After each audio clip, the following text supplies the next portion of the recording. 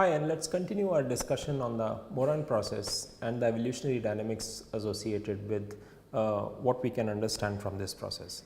So, last time we had defined the probabilities associated with transition of the system in that delta t time, where we had marked that in that delta t time there is one birth and one death event that has taken place. What that meant was that the state of the system, which is represented by variable I, which is equal to the number of individuals belonging to genotype A, could remain at I if the same genotype was chosen for birth and death, or that I could increase to I plus 1 or I could decrease to I minus 1, and each of these transitions had a probability associated with that.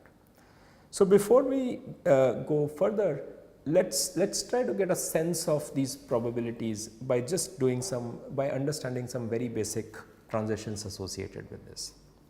So, again I am going to write some probabilities, and what you should do is sort of pause the video and try and think about what transition we are talking about and come up with the appropriate probability numbers that you think for each of these transitions.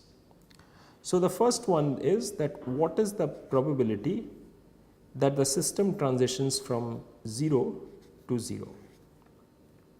And again, when we are talking these transitions, when I write Pi to j, what this refers to as is the probability that the system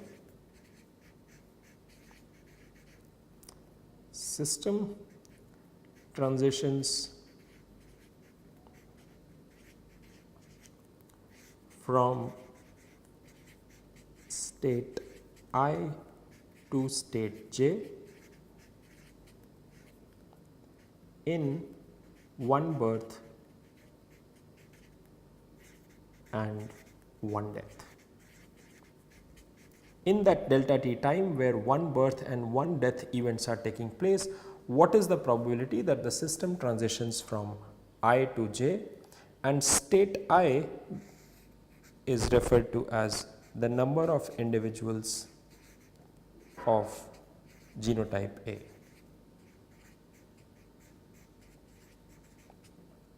And similarly, state j refers to as what is the state of the system after that transition, and j is the number of individuals of genotype A after this one birth and one death process have taken place. So, the first one that I want you to think about is that transition probability that the system starts from 0, ends at 0. The second one is probability system starts from 0, goes to I. The third one is probability of the transition of the system starting from n, remaining at n, and the fourth is probability of the system when it starts from n goes to I. In this transition we define I to be any number which is greater than 0, and in this one I is equal to any number less than n. So, 0, 1 going all the way up to n minus 1. Again just pause the video for maybe 30 seconds or so, think about these 4 numbers and we will continue from there.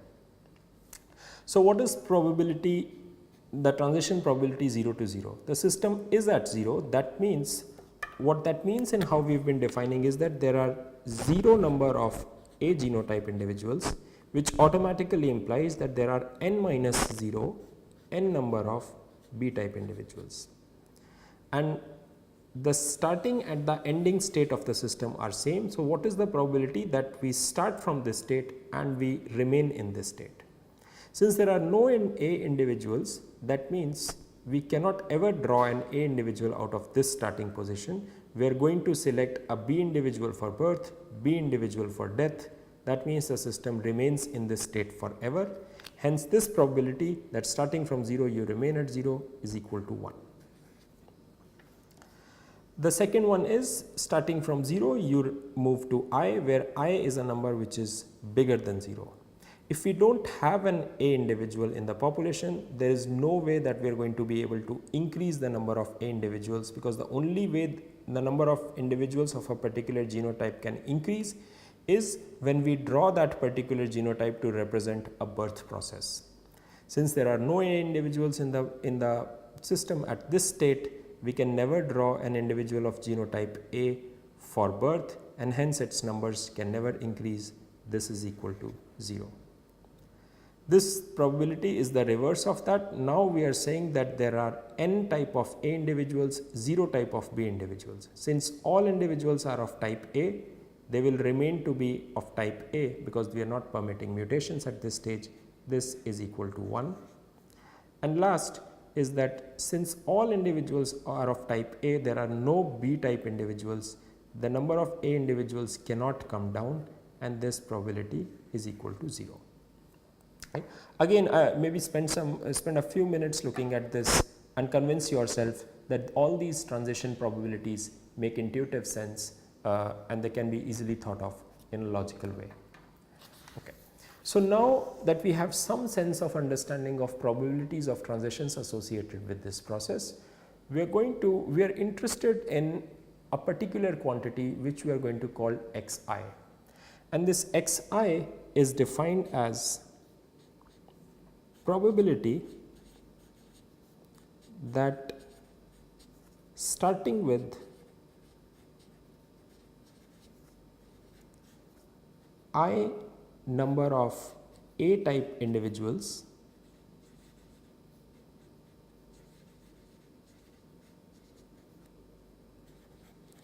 we will eventually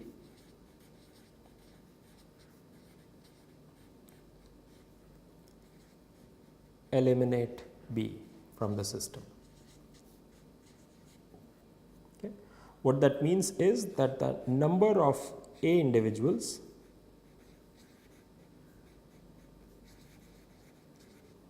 is going to increase and go up to n. What is the probability that I am starting my system with I number of A individuals, and this I number should change to n. Right. This probability is represented by xi. What that means is, what is x0? x0 is the probability that I start with 0 A individuals. What is the probability that starting with 0 A individuals, the number of A individuals increases to n and I eliminate B from the system? And obviously, since starting number of individuals of A type is 0, this cannot happen. This is just equal to 0. What is xn? What that means is that I am starting with n number of A individuals. What is the probability that I will eliminate B?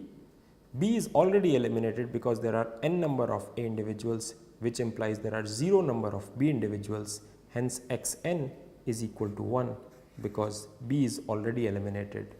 This ensures that there is already no B in the system, and hence this transition is always guaranteed. Okay. But interestingly, how are we to define the relationship between xi?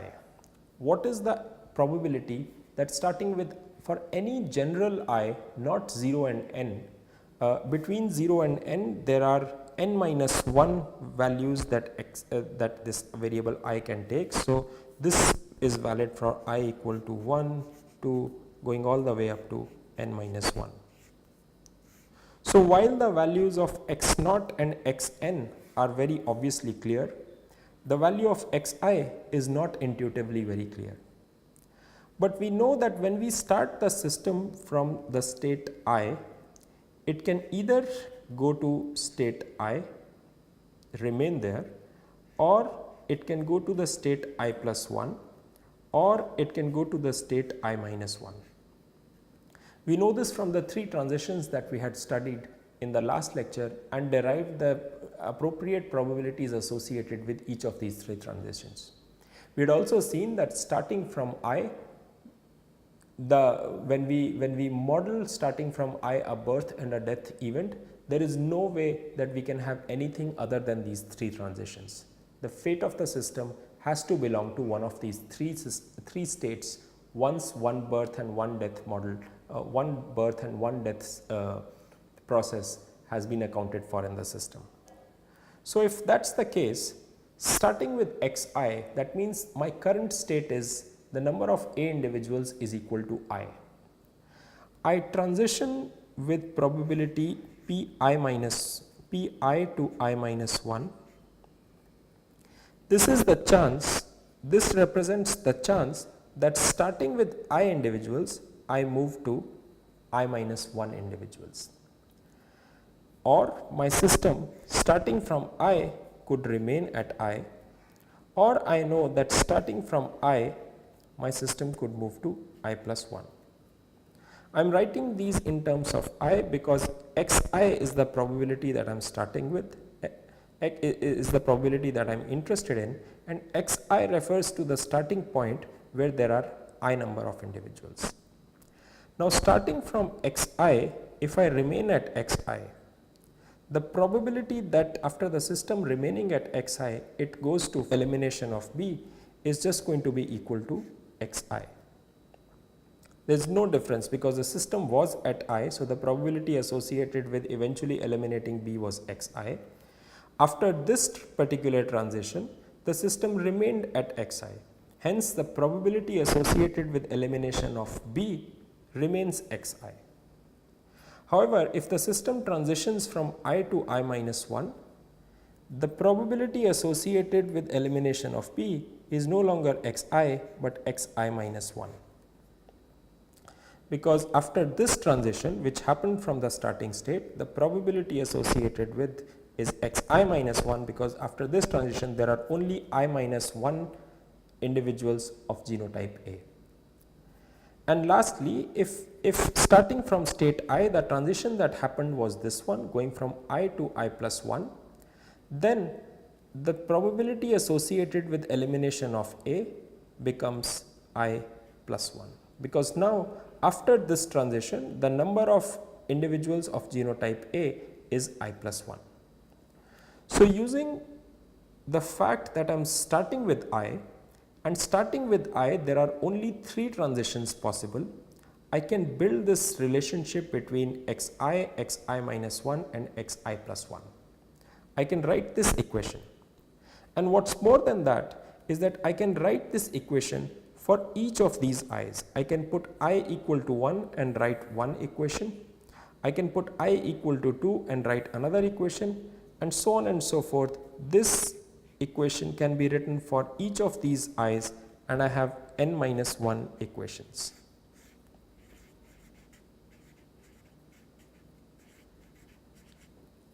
What is the number of variables which are associated here?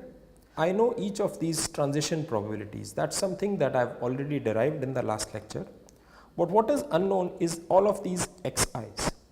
I know x naught and I know xn, and all the in between xi's are what is unknown to me, and that's represented by this xi, and this I can take a value from x1 and it can go up to x of n minus 1. So I can take a value for starting from 1 and go all the way up to n minus 1. So x1 to xn minus 1 represent my n minus 1 variables. So what I have here, this is a system of linear equations. I have n minus 1 linear equations and I have n minus 1 variables. I solve these n minus 1 equations for these n minus 1 variables, and the answer that I get after solving these equations is simply that xi is just equal to I divided by n. Okay. So the probability that starting from a state that, again this represents the fact that the probability that starting from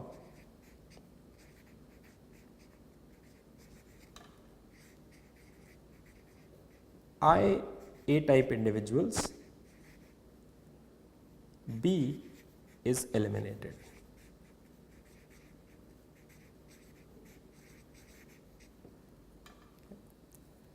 That's the probability that we get, and we get this simple expression of xi equal to I by n.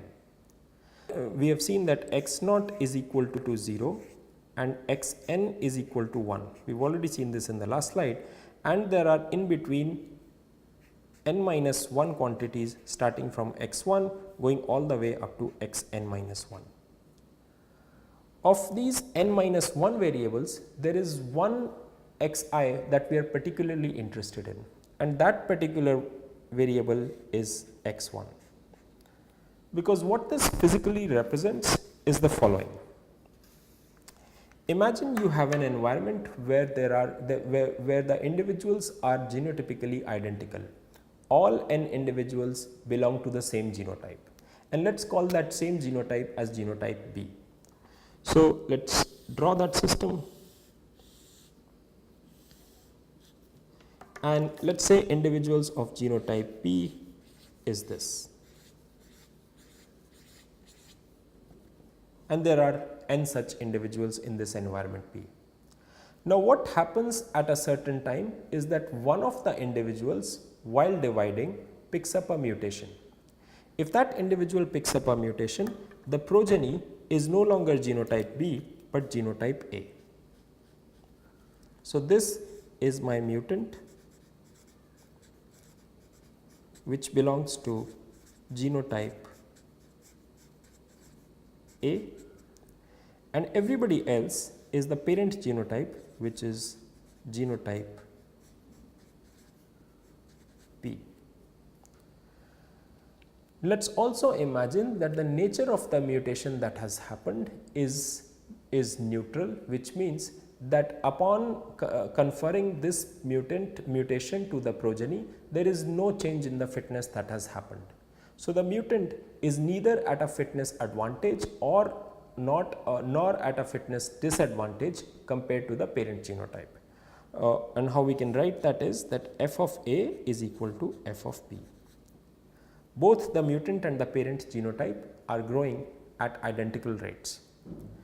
In a scenario such as this, the one quantity that we are very interested in is that what is the probability that this single mutant will be able to drive all other B type individuals away from the system, eliminate all of them, and eventually ensure that all individuals in the population are of genotype A.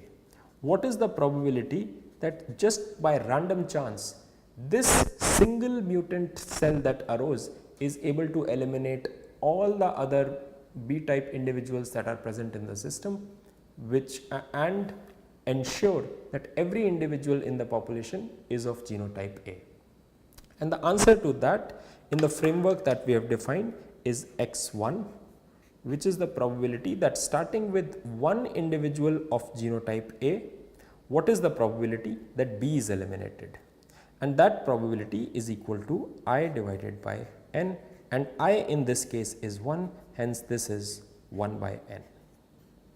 That's a very important result, because when a mutation arises in a system, it's going to lead to a single progeny which is carrying that mutation. So this is 1 by n. In the context of the marbles in a jar game, you should draw the parallel here that imagine these are all the B type marbles, and starting off you happen to have just one A type marble, and when you are going from one jar to the next one, it's possible that just by random chance you happened to pick the red one more than once.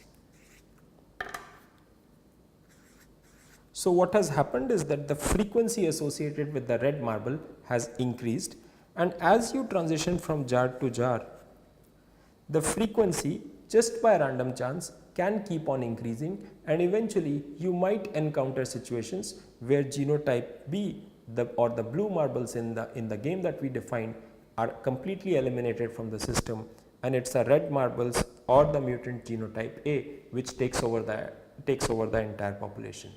This is despite the fact that neither the red marbles or the mutant genotype A had any fitness advantage over their counterparts in each of these two respective processes. Another way to think about the answer that we have got is that x1 is equal to 1 by n. What that means is if this is my mutant, if this is my one mutant cell and Fa is equal to Fb, there is no fitness advantage that one cell has over the other.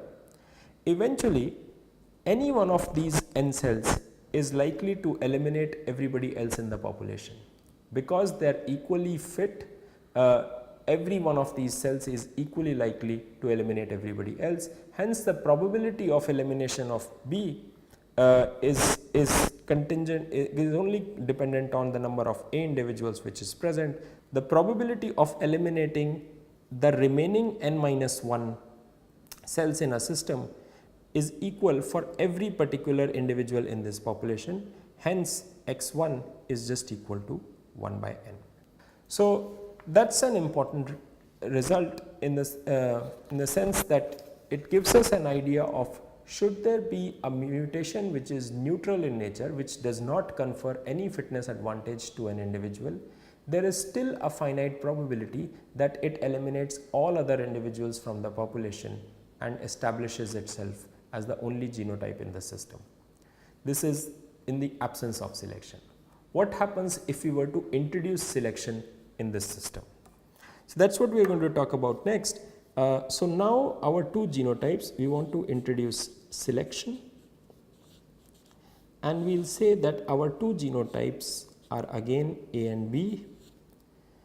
The number of individuals in the population remains n, but now what I am going to say is that Fa is no longer equal to Fb. In fact, Fa is equal to R and Fb is equal to 1, and R is bigger than 1. Okay. So, genotype A is fitter than genotype B, and again the quantity that we are most interested in here in this analysis is going to be x1.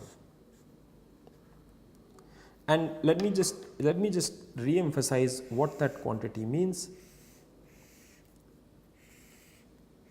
If I have my system, this is environment E, and I have n minus 1 individuals of genotype B. So, all these are individuals of genotype B which are growing at rate equal to 1.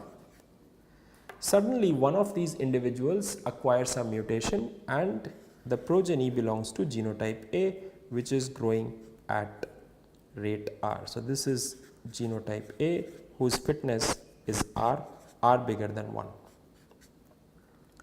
What I am interested in is what is the probability that this one individual mutant is able to eliminate everybody else in the environment and ensure that all of the individuals present in the environment are of this particular genotype.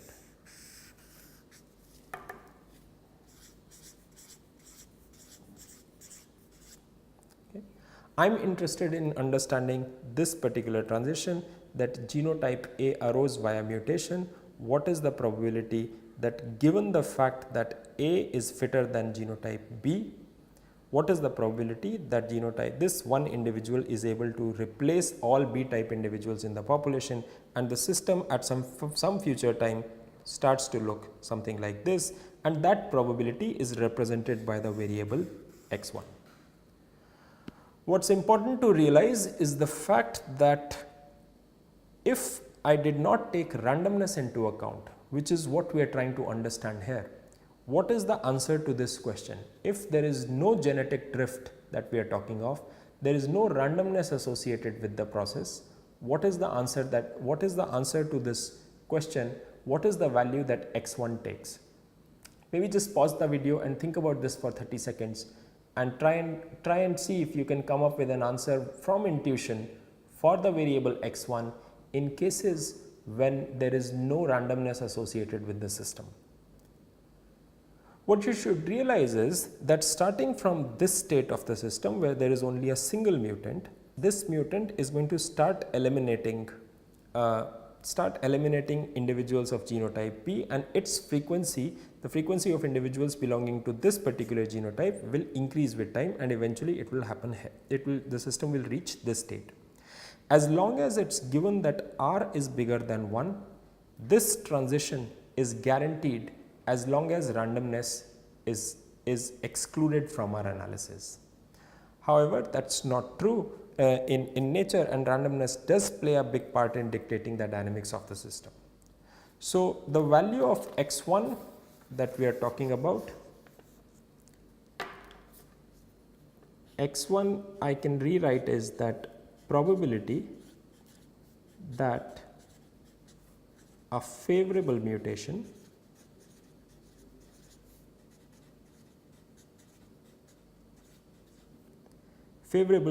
means R is bigger than 1, the mutant is fitter than the rest of the individuals in the population, is able to eliminate the parent genotype from the population.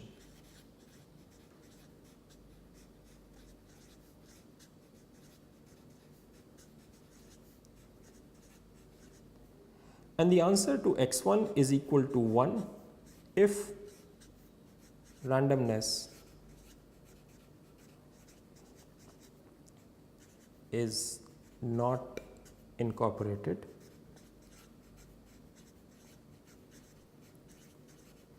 If you go back to the first few lectures of the course, we had discussed the dynamics of system where the relative frequencies of two particular genotypes could be anything, and starting from their relative frequencies and given their growth rates, we always found out that it is the survival of the fitter genotype that takes place and the less fit genotype is eliminated from the system.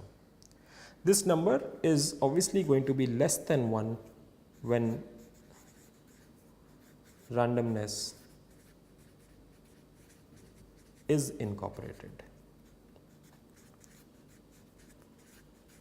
And what we will do in the next lecture is particularly focus on the aspects associated with how small is this number as compared to 1. Does randomness associated with the system only change this probability from 1 to 0.99, or does it make a huge difference in terms of the probability associated with survival and the ability of that fitter mutant to eliminate the less fit genotype from the environment that we are interested in. So, we will continue our discussion regarding development of this expression for x1 probability in the next lecture. Thank you.